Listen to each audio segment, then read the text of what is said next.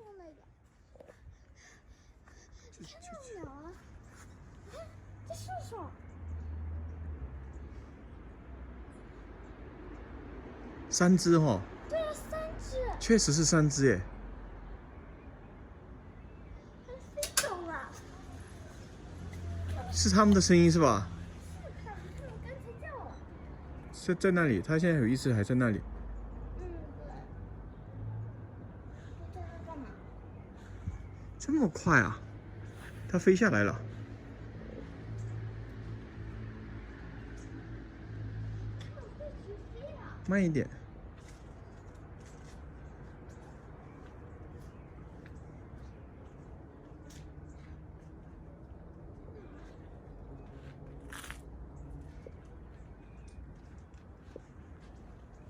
看，你看。飞走了。对，是不是啊？好灵活啊，好快啊！飞得好快啊！就是它的声音是吧？嗯。你记得是吧？嗯。它刚进去他的家了吗？没有，可能是我风太大了。风太大。因为那个叶子太大了，风钻不下去，钻不下去。对，它这鸟确实是小孩子的鸟，很小哦。你看它2只，现在2只在一起了。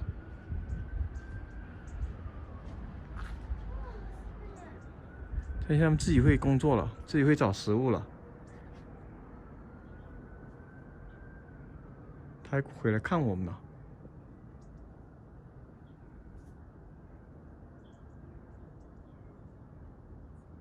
那他们怎么知道他们在哪？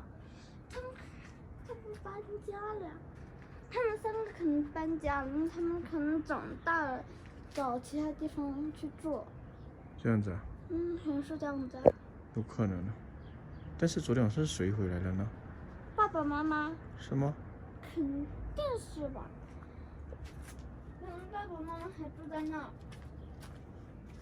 那他们以前都挤在一起啊？嗯，对。以前5只挤在一起啊？嗯。那太小了吧，5只。它可能前面还有很多空间呢。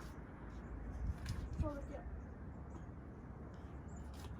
确实是3只，他们都一起哈。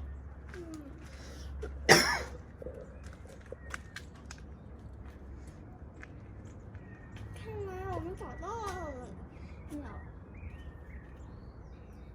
它找食物了，不可能这么快吧？哇塞，神啊！我的天哪！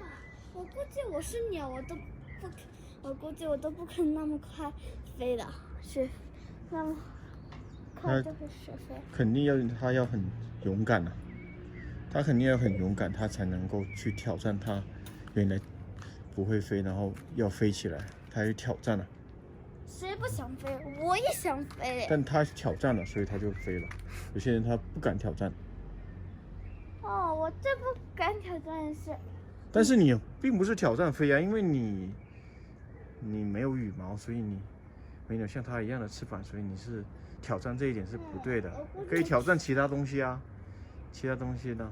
哦，我最怕挑战一件事。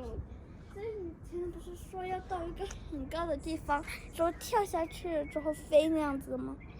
哦，好不敢呐！万一摔了啊！跳下去怎么飞啊？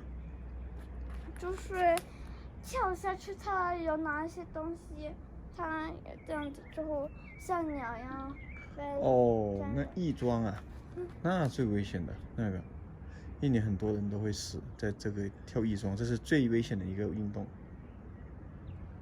很多人都出事了，因为他有一个不小心他就完蛋了。